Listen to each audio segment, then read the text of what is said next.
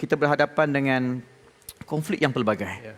Kan susah juga kita nak mencari satu titik pertemuan yang boleh menyatukan bangsa, yang boleh melahirkan, mewujudkan suasana hidup damai bersama. Mungkin Ustaz ada ulasan. Baik, untuk menjawab persoalan itu, saya suka kita kembali sedikit melihat tadi tentang bagaimana interaksi Rasulullah SAW dalam konteks di Mekah dan juga di Madinah. Kalau kita kena ingat ya, apabila Rasulullah SAW berada di Mekah dan juga di Madinah, dia berinteraksi sebenarnya dengan masyarakat bukan Islam. Rumah Abu Jahal tu ataupun rumah kawan-kawan yang bukan Islam tidak jauh ya. Dia bukan maksudnya Muslim seluruhnya. Tadi memang hari-hari dia jalan, jumpa Abu Jahal, jumpa orang lain dan sebagainya. Itu sebabnya saudara sekalian, kalau kita lihat dalam Al-Quranul Karim, naskah dia adalah naskah dialog. Ya.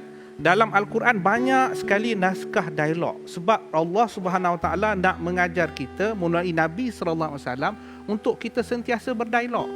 Itu sebab timbulnya unsur dakwah di mana kita menggunakan dialog, sentiasa berinteraksi dan sebagainya. Jadi konsep li ta'arufu itu bukan semata-mata ta'aruf, tapi li ta'arufu itu diperkuatkan, di-empower, diperkukuhkan dengan konsep seperti saling mengakui, saling menghormati, saling memanfaatkan, bahkan saling membantu di antara satu sama lain. Itu dia bagaimana perwatakan Nabi SAW dan juga para sahabat. Itu sebabnya sama ada Muslim ataupun bukan Muslim, semuanya dibantu. Pasar yang dibina oleh Rasulullah, contohnya apabila disatukan Aus dan Khazraj di Madinah, mempunyai citra yang tersendiri, di mana dia merangkumi juga kepelbagaian di situ.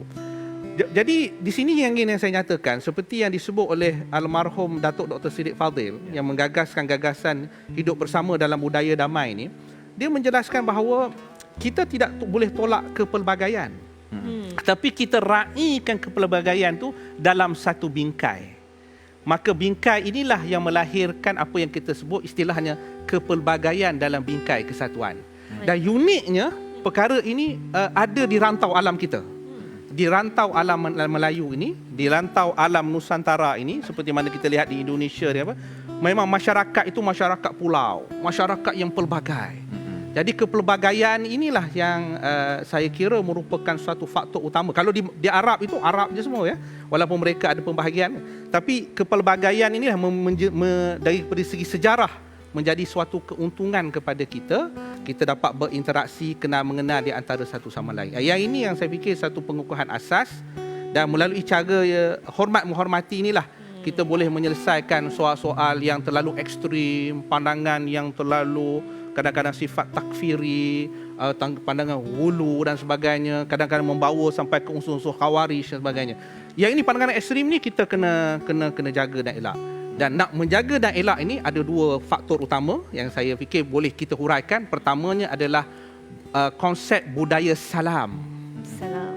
Salam ini, dan yang kedua adalah konsep pendidikan yang melalui apa yang kita istilahkan sebagai pendidikan damai ataupun budaya damai itu dalam bentuk pendidikan damai yang boleh kita ni. Jadi dua konsep ini, budaya salam dan budaya pendidikan damai ini, saya fikir dua ni boleh kita bincang dengan lebih lanjut dan kita huraikan je.